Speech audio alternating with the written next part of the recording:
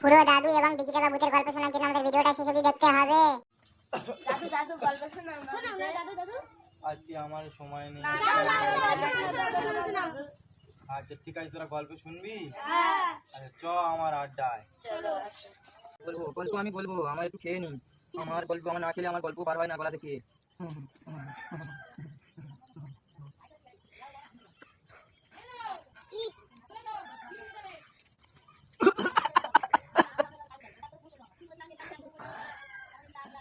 শোন তাহলে গল্পটা। আমাদের যখন ছেলেবেলায় আমার সব বন্ধু ছিল, দুজন আমার খোর একজন জুয়া খোর। তাই আমরা 3 বন্ধু মিলে ঘুরতে যাচ্ছিলাম বলতে আমরা বেকারি ঘুরতে যাচ্ছিলাম, কিন্তু আমরা আমার করতে যাচ্ছিলাম। আমি গুজরাট থেকে যেতাম, আর ওখানে একটা তেঁতুল গাছ ছিল। এই তেঁতুল গাছে দুটো শাকচুন্নি আর একটা শাকচুন্নির পাতা ছিল।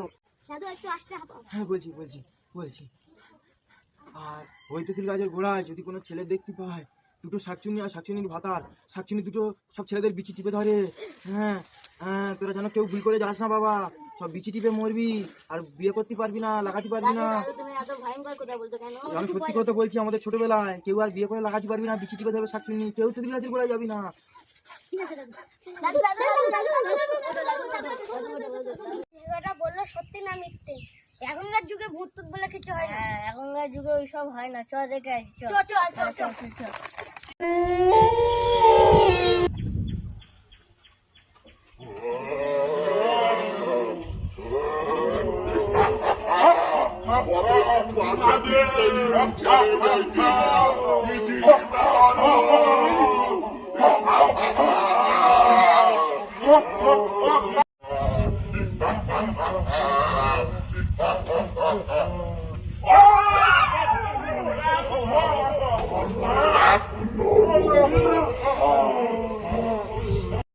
কতদিন বাদে ওদের বিচিটি বেচি।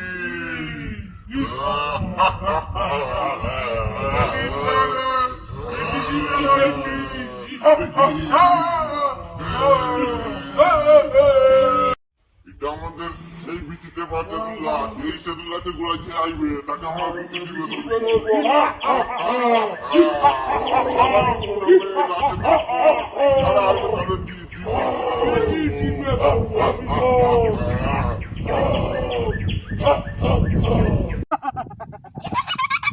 আমি সেই দাদু, কিন্তু আমি ভুল। এখনকার ছেলেদের বিশ্বাস নেই বলে আমি সব ওদের সাজিয়ে দেবো। এগুলো আমার ভূতের ছানা, কচি কচি বিচি, বেশ ভালো লেগেছে।